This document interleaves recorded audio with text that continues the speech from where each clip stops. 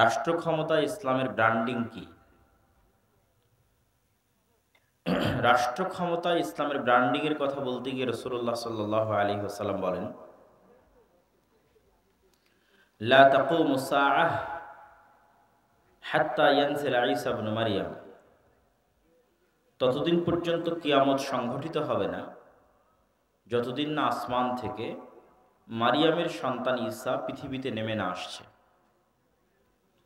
আর মারিয়াম আলাইহিস সালাতু ওয়াস সালামের সন্তান ঈসা আলাইহিস সালাতু ওয়াস সালাম যেদিন পৃথিবীতে নেমে আসবেন, সেই দিন তিনি কি করবেন তার বর্ণনা আল্লাহর নবী দিয়েছেন। সেই দিন তিনি হাকামান মুকসিতা, সমগ্র পৃথিবীতে ন্যায় বিচার প্রতিষ্ঠাকারী শাসক হিসেবে আবির্ভূত হবেন।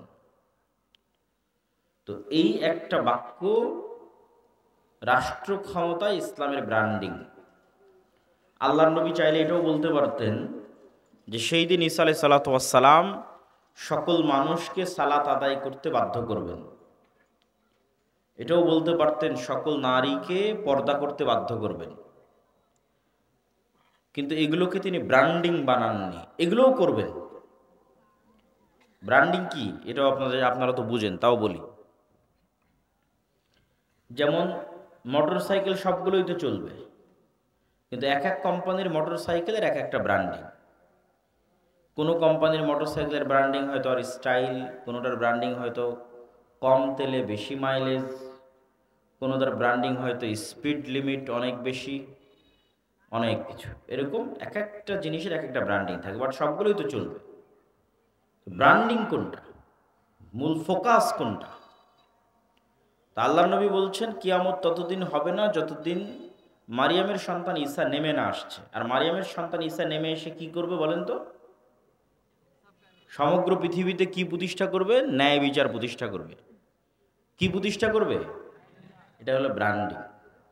কিন্তু আমাদেরকে পাশ্চাত্য মিডিয়া দেখায় রাষ্ট্র ক্ষমতা ইসলাম মানে ওই দেখো নারীদের শিক্ষা বন্ধ করে দিল।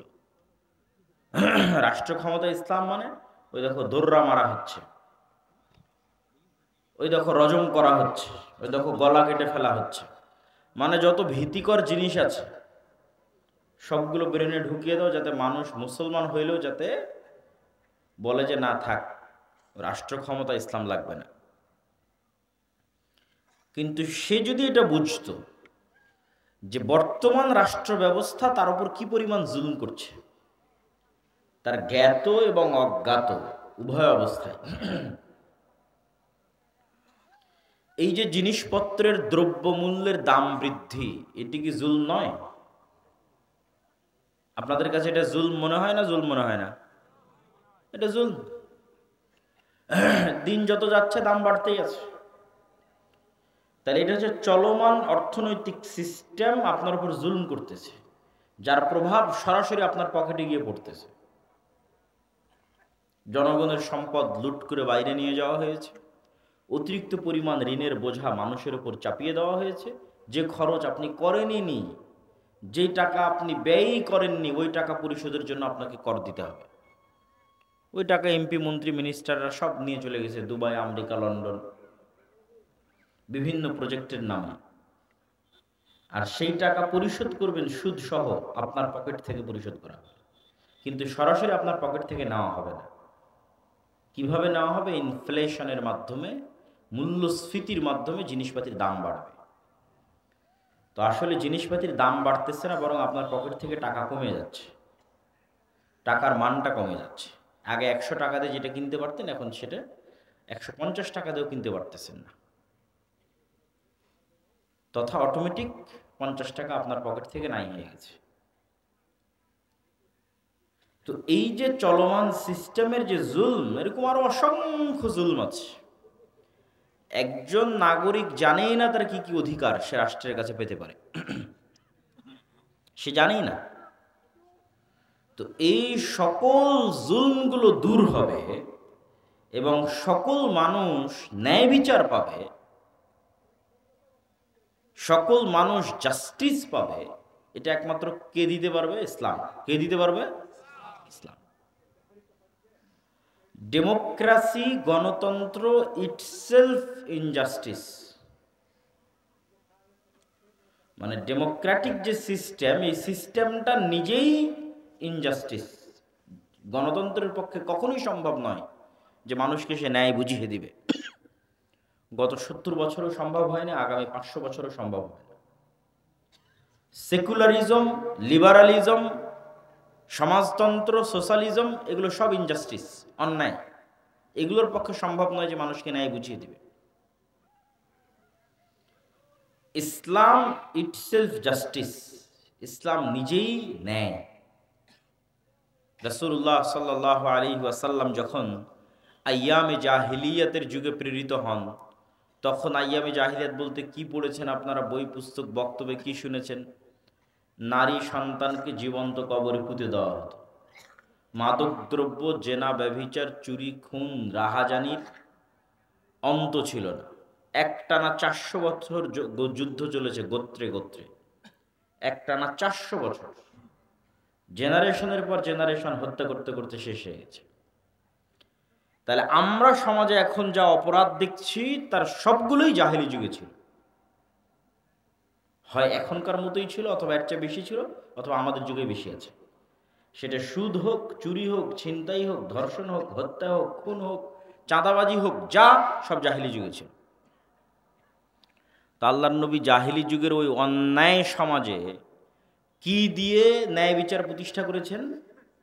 ইসলাম দিয়ে। কি দিয়ে? ইসলাম দিয়ে। কে কালো, কে সাদা, কে কোন গোত্রের, কে কোন বংশের, সকল জাত পাত বর্ণের ঊর্ধ্বে উঠে মানুষকে মানুষ হিসেবে, আদমের সন্তান হিসেবে তার সকল হক বুঝিয়ে দেওয়া, সকল ন্যায় বুঝিয়ে দেওয়ার এক ব্যতিক্রম শাসন ব্যবস্থার নাম হচ্ছে ইসলাম, যার ব্র্যান্ডিং হচ্ছে ন্যায় বিচার, যার ব্র্যান্ডিং হচ্ছে ন্যায় পরায়ণতা। সম্মানিত উপস্থিতি, তো মুসলমানেরা যদি মনে করে যে তাদের রাষ্ট্র ক্ষমতা ইসলাম দরকার,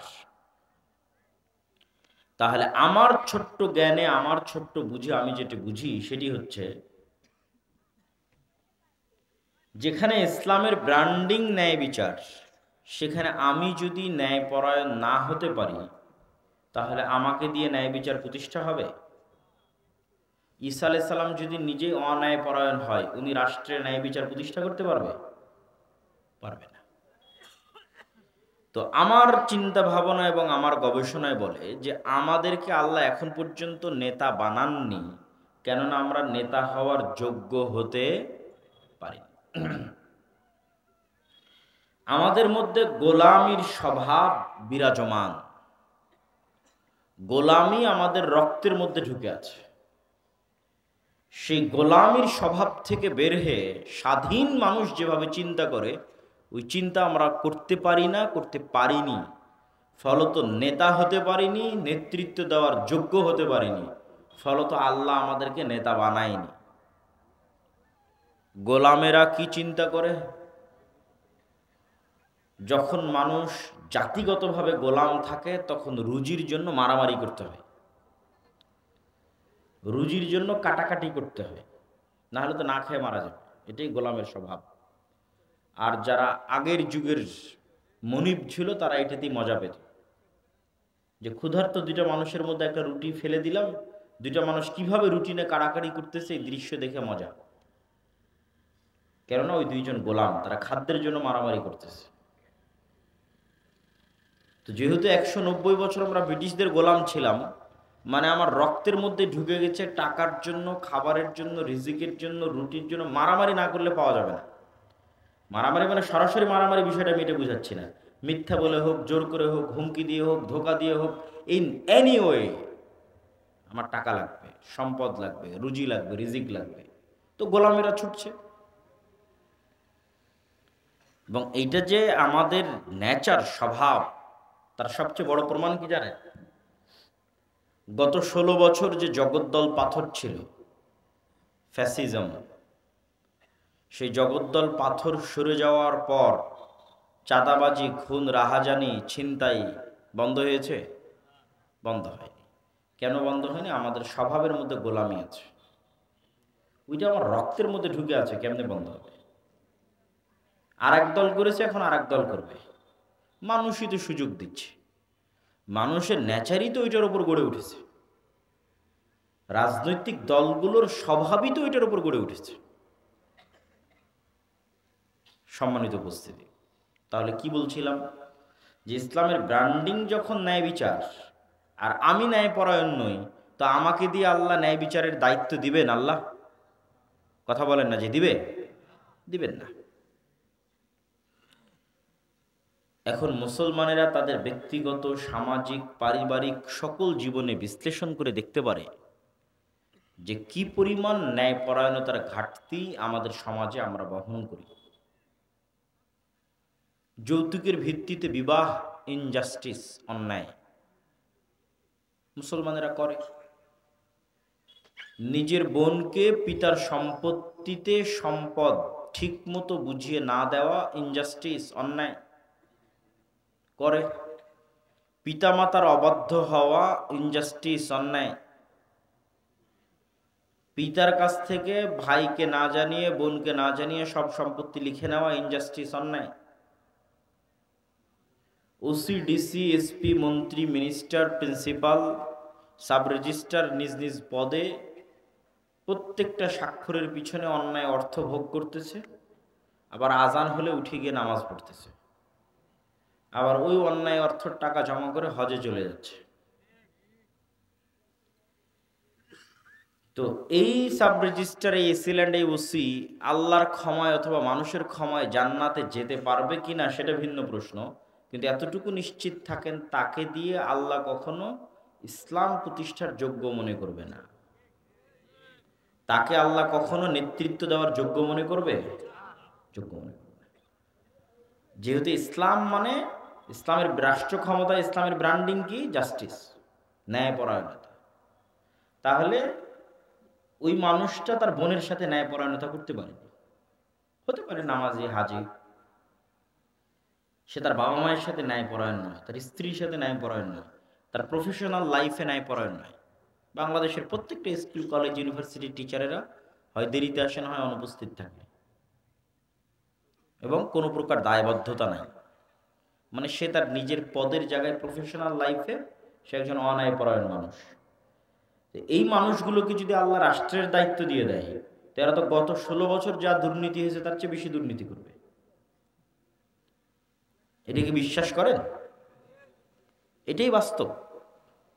তো ফলত তাদেরকে আল্লাহ সুবহানাহু ওয়া তাআলা ইসলামের নামে রাষ্ট্র ক্ষমতায় যাবে এটার যোগ্য মনে করেন না। আর এটার যোগ্য মুসলমানেরা এখনো হতেও পারেনি। নেতা হতে হলে সেলফ রেসপেক্ট লাগে, আত্মমর্যাদা লাগে। আত্মমর্যাদা সম্পন্ন ব্যক্তি কখনো মিথ্যা বলতে পারে না। আর ডেমোক্রেসির, গণতন্ত্রের কালচারই হচ্ছে মিথ্যা বলতে হবে। মিথ্যা না বললে গণতান্ত্রিক রাজনীতি হয়ই না, হবেও না। আবু সুফিয়ান রাদিয়াল্লাহু তাআলা আনহু তার কাফের অবস্থায় তার চিরশত্রু যাকে তিনি হত্যা করতে চান, মুহাম্মদ সাল্লাল্লাহু আলাইহি ওয়াসাল্লাম সম্পর্কে মিথ্যা বলেননি। কেন বলেননি? এটা তার সেলফ রেসপেক্ট, আত্মমর্যাদা। He is a leader, by born, by default leader, জন্মগত নেতা। হইতে পারে কাফের, হতে পারে মুশরিক, কিন্তু নেতা জন্মগত। তো নেতা কেমনে মিথ্যা বলে? নেতা মিথ্যা কিভাবে বলতে পারে? তার আত্মমর্যাদা, আত্মসম্মানের সাথে এটা সাংঘর্ষিক। সে আরেকজনকে হত্যা করে ফেলতে পারে যুদ্ধের মাঠে তার পৌরুষত্ব এবং সাহসিকতার কারণে, বাট মিথ্যা বলতে পারে না। মিথ্যা বলা মানে নেতৃত্বের যোগ্যতা শেষ। এখন আপনি মুসলমানদের কাছে ফিরে আসেন। মুসলমানের কাছে সবচেয়ে সহজ পাপ হচ্ছে মিথ্যা বলা। সকাল সন্ধ্যা উঠতে বসতে, খেতে, চলতে ফিরতে, কর্মক্ষেত্রে, কাজে, ব্যবসা বাণিজ্যে, সকল জায়গায় মিথ্যা। মিথ্যার উপর দিয়ে আমাদের জীবনটা পরিচালিত হচ্ছে।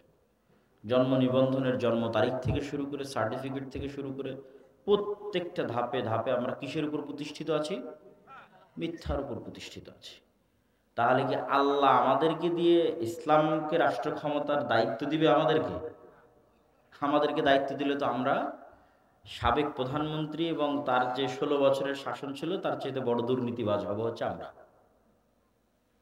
অবশ্যই যতই বড় নামাজি তাহাজ্জুদ গুজার হন না কেন, মিথ্যা আমাদের রক্তের মধ্যে ঢুকে আছে। সুতরাং আমিও রাষ্ট্র ক্ষমতায় গেলে আমিও দুর্নীতিবাজ হব, এটাই ঠিক। এই জন্য আল্লাহ কখনো আমাকে ইসলামের নামে রাষ্ট্র ক্ষমতা দিবে না, ইসলামের দুর্নাম হয়ে যাবে।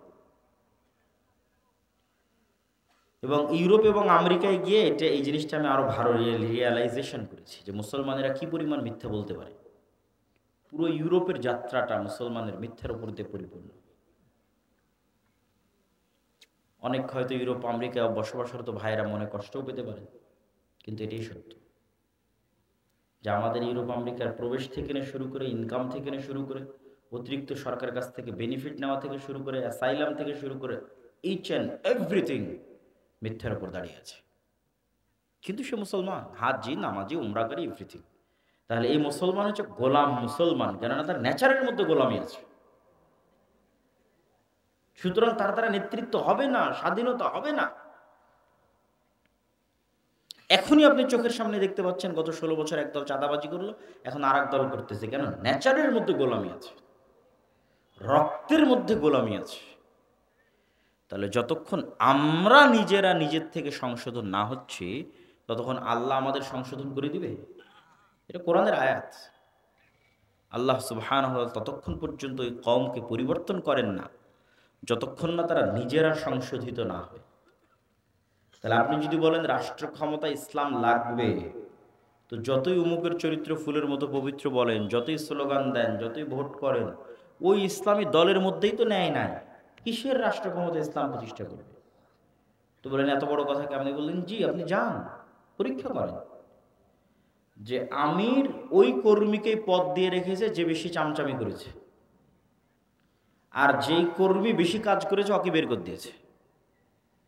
তাহলে আমির কি তার দলে ন্যায় প্রতিষ্ঠা করতে পারলো? কথা বলেন না যে তার দলে ন্যায় প্রতিষ্ঠা করতে পারলো? তাহলে সে রাষ্ট্রের ন্যায় প্রতিষ্ঠার যোগ্য না অযোগ্য? অযোগ্য। শেষ। তো কিসের ভোট দিবেন, কিসের রাজনীতি করবেন, আর কিসের গণতন্ত্র করবেন, কিসের মুখরোচিত ফুলের মতো পবিত্র? আপনি তো মূল বেসিক যে শর্ত সেটাই পূরণ করতে পারেননি রাষ্ট্রে ইসলাম প্রতিষ্ঠা করার জন্য। কারণ রাষ্ট্রে ইসলামের ব্র্যান্ডিং ন্যায় পরায়ণতা, ওইটার চর্চা যতক্ষণ আমাদের ব্যক্তিগত সমাজ, ফ্যামিলি, এই জায়গাগুলোতে না হওয়া শুরু হবে, ততক্ষণ আমরা নেতা হওয়া শুরু হতে পারবো না। মুসলমানেরা নিজে থেকে নেতা হওয়া শুরু হতে পারবে না। মুসলমানেরা নেতা হওয়া শুরু হবে যেই দিন থেকে সত্য বলতে পারবে, ন্যায়পরায়ণ হতে পারবে, ওই দিন থেকে নেতা হওয়া শুরু, স্টার্ট। সেই স্ত্রীর প্রতি ন্যায়পরায়ণ, পিতামাতার প্রতি ন্যায়পরায়ণ, বোনের প্রতি ন্যায়পরায়ণ, মানে ফ্যামিলিতে নাও হি ইজ এ লিডার। এখন সে নেতা, সে সত্য বলে, আল্লাহর দৃষ্টিতে সে একজন যোগ্য নেতা। ধীরে ধীরে সে তার প্রফেশনাল লাইফে যাবে, তার সমাজে যাবে, আরেকটু উপরে উঠবে। চোখের সামনে যেখানে অন্যায় হবে, ইনজাস্টিস হবে, বাধা দিবে, মিথ্যা হবে, বাধা দিবে, ধীরে ধীরে নেতা হবে। যখন একবার সে নেতৃত্বের যোগ্যতার পরীক্ষায় আল্লাহ সুবহানাহু ওয়া তাআলার কাছে পাশ হয়ে যাবে, তখন আল্লাহ সুবহানাহু ওয়া তাআলা কিভাবে তাকে রাষ্ট্রের নেতৃত্বের দরজা খুলে দিবেন, রাষ্ট্রের নেতৃত্বের দরজা তার জন্য উন্মুক্ত করে দিবেন, ও নিজেও বুঝতে পারবে না। কিন্তু ওই নেতৃত্ব নেওয়ার যোগ্য হতে হবে।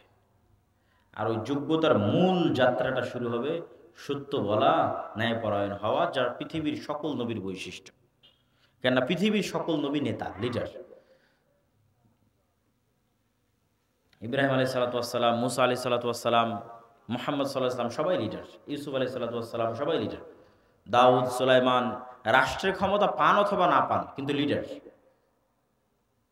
নেতৃত্ব দেওয়ার যোগ্যতা আছে। নেতৃত্ব দেওয়ার যোগ্যতার জন্য সত্যবাদিতা, ন্যায়পরায়ণতা, আমানতদারিতা লাগবেই।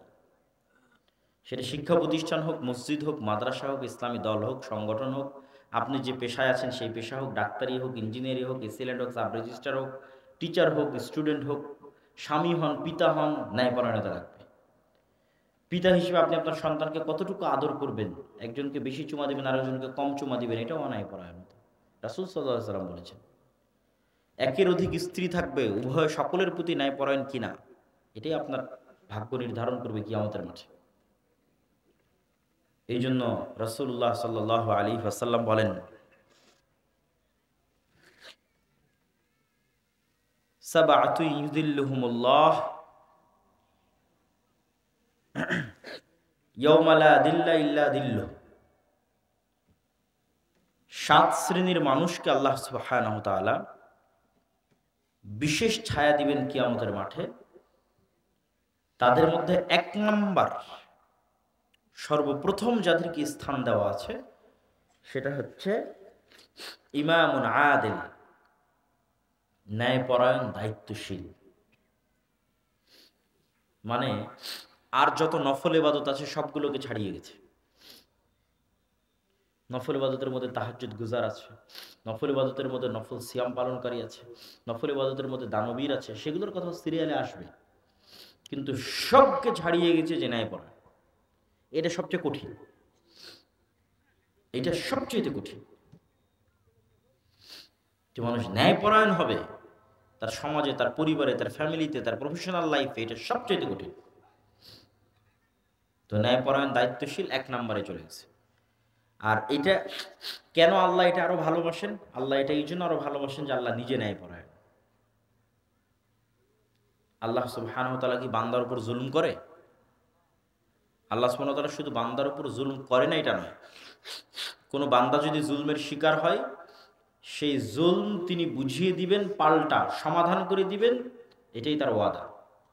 সেটা শুধু মানুষে নয়, পশুতেও যদি জুলম করে থাকে এটাও কিয়ামতের মাঠে জিরো করা হবে, মিটিয়ে দেওয়া হবে। এই জন্য তো তিনি ন্যায়পরায়ণ, ন্যায় বিচার প্রতিষ্ঠাকারী, মালিক ইয়াউমিদ্দিন, বিচার দিবসের মালিক। ওই দিন দেখা যাবে আল্লাহ সুবহানাহু ওয়া তাআলার ন্যায়পরায়ণতা। এই জন্য আল্লাহ এটা পছন্দ করেন। সম্মানিত উপস্থিতি, তাহলে আমরা যে আলোচনা করছিলাম ইসলামের সামগ্রিক বিজয়ের জন্য সর্বপ্রথম আমাদের নিজেদের পরিবর্তন হতে হবে। আমাদের রাজনৈতিক বিজয়ের জন্য আমাদের মধ্যে নেতৃত্বের যোগ্যতা নিয়ে আসতে হবে। ইসলামকে রাষ্ট্র ক্ষমতায় প্রতিষ্ঠার জন্য আমাদের মধ্যে ন্যায় প্রতিষ্ঠার চর্চা বাড়াতে হবে। এই ন্যায় প্রতিষ্ঠার চর্চা বাড়ানোর কথা বলতে গিয়ে আরেকটি কথা আপনাদেরকে বলি। আমরা সবসময় মনে করেছি কি মসজিদ মানে শুধু সালাতের দাওয়াত হবে, সিয়ামের দাওয়াত হবে, ইফতারি হবে। এই টেন্ডেন্সি থেকে বের হয়ে আসতে হবে। মসজিদকে ইম্পাওয়ার, শক্তিশালী করতে হবে। মসজিদ এবং মসজিদের ইমাম এবং মসজিদের কমিটির পাওয়ার বাড়াতে হবে। এটা সম্ভব যদি মসজিদ কমিটি রাজনৈতিক লেজুর বৃত্তির মাধ্যমে তৈরি না হয়। আর যদি মসজিদ কমিটি রাজনৈতিক লেজুর বৃত্তির মাধ্যমে তৈরি হয় তাহলে জীবনও সম্ভব হবে না। তাহলে মসজিদের পাওয়ার কিভাবে বাড়বে? মসজিদ অন্তত তার এরিয়ায়, তার গ্রামে, তার এলাকায় অসংখ্য অন্যায় কাজে বাধা দিতে পারে। তার সক্ষমতা অনুযায়ী অসংখ্য অন্যায় কাজে বাধা দিতে পারে। ইমাম সাহেব এলাকার যুবকদের নিয়ে যদি একটা টিম করে শুধু সালাত, সিয়াম, হজ, যাকাতের দাওয়াত না দিয়ে বলে আজকে থেকে আমাদের দাওয়াতে আর একটা জিনিস যুক্ত করে দিলাম, সেটা হচ্ছে এই এলাকায় কোনো চাঁদাবাজি চলবে না, এই এলাকাতে যৌতুকের ভিত্তিতে কোনো বিয়ে চলবে না,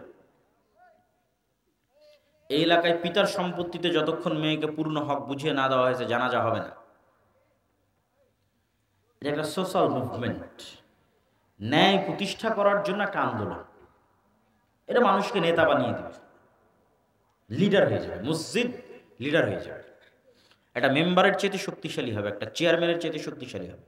এটা অস্বাভাবিক কিছু না, অসম্ভব কিছু না। এবং এইটা করার সুযোগ এখনই।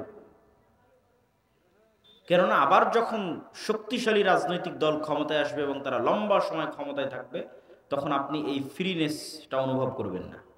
তখন আবার ওই আগের সিন্ডিকেট তৈরি হবে, সিন্ডিকেটের হাতে গ্রাম মহল্লা পর্যন্ত বিচার সালিশ চলে যাবে। আর যদি মসজিদ থেকে শুরু করে দ্বীনি প্রতিষ্ঠান থেকে শুরু করে যুবক, স্টুডেন্টস, তাদের টিমগুলো দাঁড়ায় এইভাবে যে তারা সমাজে ন্যায় প্রতিষ্ঠার জন্য আন্দোলন করবে, সমাজে ইনজাস্টিসকে বন্ধ করবে। যেমন আমাদের বর্তমান সমাজগুলোতে সবচেয়ে বড় ইনজাস্টিস কি হয়? ক্ষুদ্র ঋণ। সবচেয়ে বড় ইনজাস্টিস সুদী ক্ষুদ্র ঋণ। এটা সবচেয়ে বড় অন্যায়, জুলম, অত্যাচার। সুদ মানুষের পায়ে গোলামির জিঞ্জির বেঁধে দেয়। এবং শুধু মুসলমান নয়, হিন্দু, বৌদ্ধ, ইহুদি খ্রিস্টান সকলের পায়ে গোলামির জিঞ্জির বেঁধে দেয় হচ্ছে সুদ।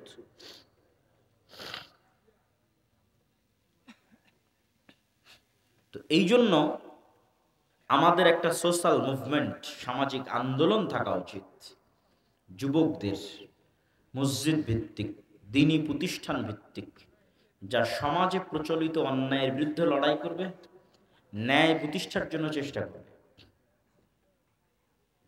এবং এইরকম কোন এক মানুষের মাধ্যমেই যে এরকম ন্যায় প্রতিষ্ঠায় সচল হবে, ন্যায় প্রতিষ্ঠায় সচেতন হবে, নিজে ন্যায়পরায়ণ হবে, এরকম কোন মানুষের হাতে আল্লাহ সুবহানাহু ওয়া তাআলা রাষ্ট্র ক্ষমতা দিয়ে দিবেন।